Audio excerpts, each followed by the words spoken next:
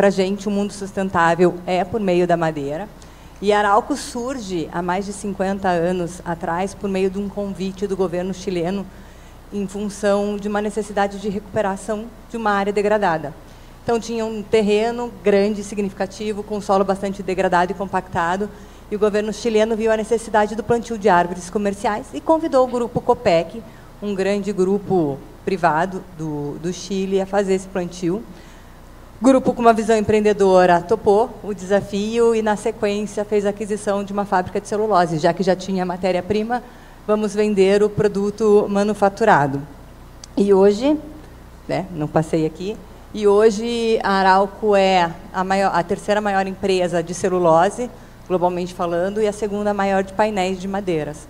Então, os negócios da Arauco são divididos em dois grandes negócios, celulose e a geração de energia renovável excedente do processo de produção de celulose, e o processo de painéis de madeira, que muitos de vocês devem ter em casa, dentro de móveis planejados. Aqui que nasce a parceria que a gente está com o LEED na nova casa do LEED. Então, é esse o nosso negócio. Nós estamos em mais de 18 países, com escritórios, com joint ventures, e presente nos 5 continentes globalmente.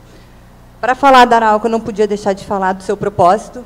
Então, a partir da natureza de fontes renováveis, a gente contribui, sim, com as pessoas e com o planeta. Quando a gente fala aqui de pessoas, a gente não está falando somente dos nossos colaboradores, a gente está falando da nossa comunidade do entorno, a gente está falando de nossos fornecedores, clientes, de todas as partes que a gente pode impactar ou ser impactados. E quando a gente fala de planeta, a gente tem o nosso estudo de materialidade, onde carbono se destaca com o tema de maior relevância, né? Também aproveito aqui para falar um pouco dos valores, que a gente já falou hoje, dentro das nossas apresentações, da importância de valores da organização, né? Se o propósito é o porquê a gente existe, o valores é o como que a gente faz. Então, na Arauco é uma empresa que segurança é sempre em primeiro lugar, a gente tem uma cultura muito forte de mudança cultural e uma liderança muito presente e percebida com a temática de segurança. Nós somos preocupados com a segurança dos nossos colaboradores, das nossas comunidades, dos nossos prestadores de serviço, dos nossos clientes. A gente tem como segundo valor, e não menos importante, a questão de ser um bom cidadão, e a gente, de fato, gerar valor para a comunidade onde a gente atua. E gerar valor não é somente gerar emprego ou gerar impostos, mas, de fato, desenvolver projetos sociais e fazer a diferença na vida da onde a gente está. E aí os outros 3, não menos importantes, né? A gente é uma empresa que busca sempre inovar, a gente é comprometido e a gente também trabalha em equipe. Então, quem cuida de meio ambiente, quem cuida de segurança, não é uma área, a gente tem esse tema sempre transversalizado em toda a organização. Falando aqui da materialidade ambiental, né? A gente tem a nossa estratégia ABC+, não é agricultura de baixo carbono, que a gente sabe que tem a mesma siglinha, né? Mas a ABC+, para a gente, quer dizer água, biodiversidade, carbono, e o mais ali é de circularidade. Então, a gente está super atento às megatendências globais, a crise hídrica é uma questão existencial aí, então a gente precisa da água para as nossas florestas, para os nossos processos produtivos, e a gente também devolve a água com melhor qualidade do que aquela que a gente coleta. Biodiversidade, então, todas as nossas florestas, elas têm um manejo integrado com as áreas de reserva legal que nós temos sempre no entorno, né? Então, hoje, legalmente, a gente tem que ter 20% de reserva legal, a gente tem um excedente de reserva legal, e a gente sempre busca a restauração e o manejo integrado das nossas florestas. Carbono é o tema que eu vou destacar aqui no seguinte, e circularidade é onde a gente trabalha muito com a valorização de resíduos. Temos 3 parceiros aqui que falam de resíduos. Hoje a Arauco é muito feliz em ter 99,8% dos resíduos valorizados, somente 0,2% dos resíduos que vão para aterro, e a gente tem um compromisso público de ter 0 envio para aterro até 2030. Então, dentro da estratégia climática, a Arauco desenvolveu em 2018 um protocolo de carbono neutralidade. O que acontece dentro do segmento de madeira? A gente tem uma certa emissão do nosso processo, sim. Então, a gente consome combustível fóssil, a gente destina resíduo, a gente transporta resíduos, a gente usa outros produtos que têm processos emissores, mas as nossas florestas, elas removem o carbono da atmosfera. Eu acho que aqui todo mundo aprendeu lá na 4ª série, a fotossíntese, né? Que quem que presta um serviço ecossistêmico natural no nosso dia a dia são as nossas árvores, que removem o CO2 da atmosfera e incorporam esse carbono na madeira e liberam o O2 para a natureza, que é o oxigênio que a gente respira. Então, frente a isso, a Arauco desenvolveu um protocolo de carbono neutralidade, né, patrocinou isso aí junto com a Deloitte e disponibilizou esse protocolo para qualquer uma empresa que que quisesse, almejasse fazer esse balanço de carbono. E aqui eu trago para vocês os números dos primeiros 5 anos desse processo, tá? Esse gráfico está acumulado. Então, se a gente olhar de 2018 a 2022, a Arauco emitiu 22 milhões de toneladas de CO2 equivalente, mas a gente removeu 44,8 milhões de toneladas. Então, um menos o outro, em 5 anos a gente removeu mais de 22 milhões de toneladas de CO2 equivalente da atmosfera.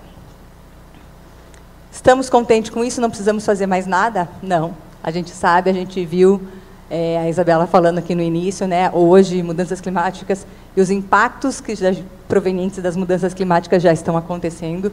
A gente não pode estar confortável com isso. E, dentro dessa estratégia, a Arauco publicou as suas metas de descarbonização. Tá? Então, a gente quer limitar o aquecimento a 1,5 grau. Isabela já falou, a gente não vai conseguir limitar, a gente já chegou a esse 1,5 ano passado, todos os meses. E 2025 está um pouquinho pior, então a gente não vai conseguir, mas é o nosso compromisso, existe uma ciência por trás disso, de quais são os números que a gente tem que alcançar. E a gente tem o compromisso de reduzir mais de 40% as nossas emissões de escopo 1, 35% as emissões de escopo 3, e a gente continuar desenvolvendo produtos que podem remover e ser substitutos de outros produtos carbonos intensivos.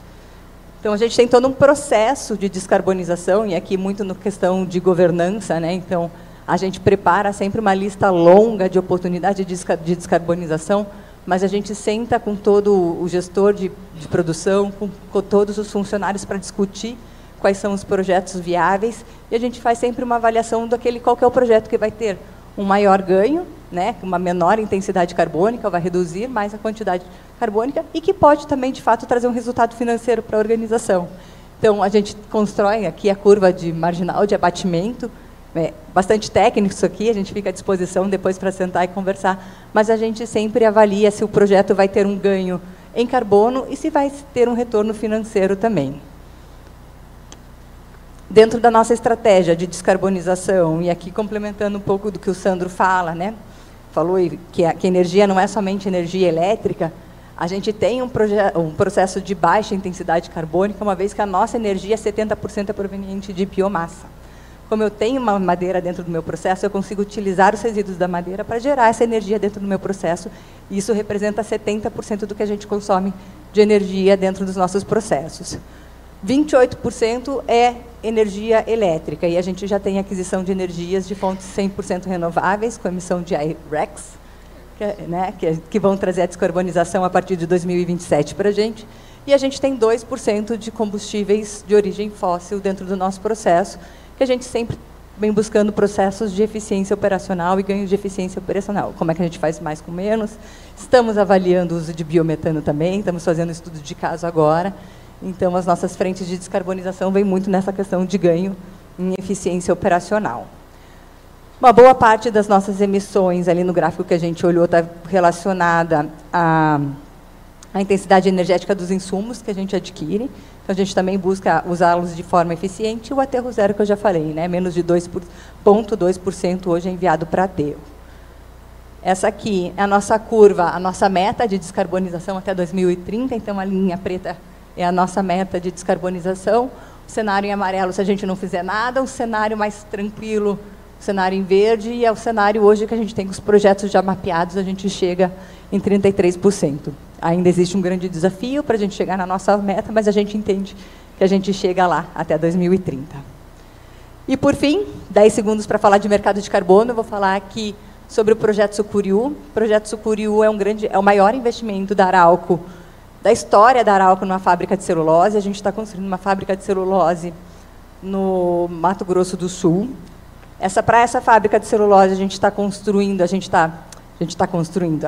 plantando mais de 400 mil hectares de eucalipto, A gente tem muito carbono que vai estar sendo removido, né? É uma área degradada que a gente está transformando em uma floresta comercial. Mas isso, por si só, não justifica um projeto de carbono, porque essa floresta ela é necessária para o meu negócio, então eu não tenho adicionalidade para adquirir o recurso do mercado de carbono. Mas, no paralelo, a gente tem trabalhado com excedente de florestas nativas. A gente tem avaliado a oportunidade de mercado de reflorestamento para restauração dessas áreas nativas que hoje se encontram degradadas também. Então, a gente tem avaliado isso. E, adicionalmente, a gente tem a nossa geração de energia, que a gente vai gerar 400 megawatts de energia ano, suficiente para abastecer a capital do Mato Grosso do Sul no mesmo período do tempo. Então, algumas oportunidades que a gente está olhando na questão de mercado de carbono. Tinha trazido o vídeo, depois eu disponibilizo para vocês, porque o tempo foi, e era isso que eu tinha para apresentar. Agradeço a atenção de todos.